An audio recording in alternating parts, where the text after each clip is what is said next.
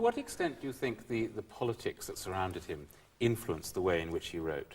Because, I mean, after all the politics that surrounded Prokofiev must have been such an extraordinary thing for a creative artist to have to work under, to constantly be thinking of ways of expressing himself which were acceptable.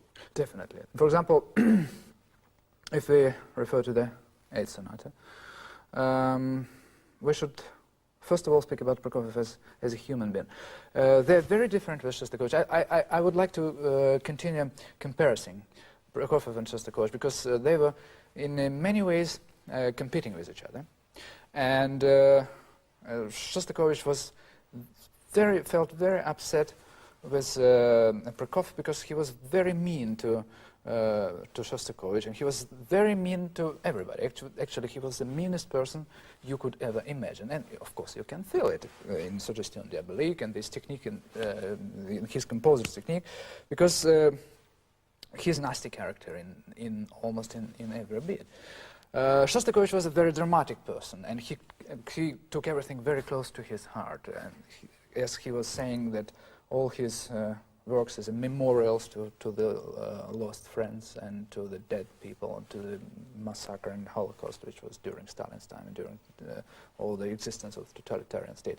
This man, Prokofiev, was absolutely, on contrary to Shostakovich, with a totally different temperament.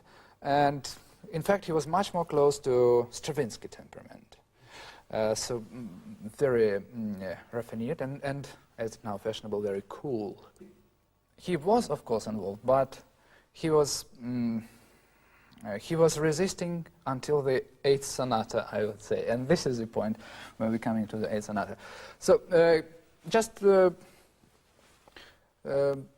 let's try to remember briefly his life, his early childhood. He comes from an aristocratic family, a lot of money, early success. 3 years old, he's writing first opera, which is already performed in his house for him.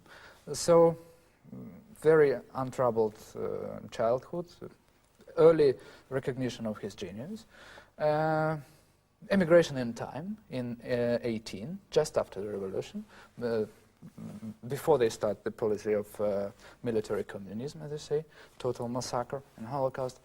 And so he emigrated, and the revolution didn't touch him at all, and political situation, let's say he escaped, very successfully escaped this terrible situation, disastrous situation to which Russia came at this particular point.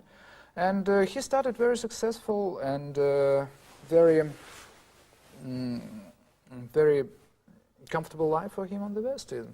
He was doing a lot of premieres. 3 Oranges was written and successfully performed, and many other things. And he was performing as a pianist, he was performing as a conductor, he was visiting different cities, Chicago, Paris. So it was a very successful life. Because that brings us to a very important point, doesn't it? That Definitely. Prokofiev as a pianist, writing music for himself. Yeah, yeah. But as a very well-calculated person, he simply calculated, I'm just saying what he was, I'm just quoting what he was saying about his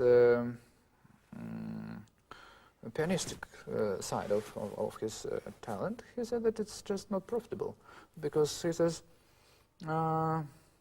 preparing for one concert cost me 2 sonatas. Why should I prepare for the concert then?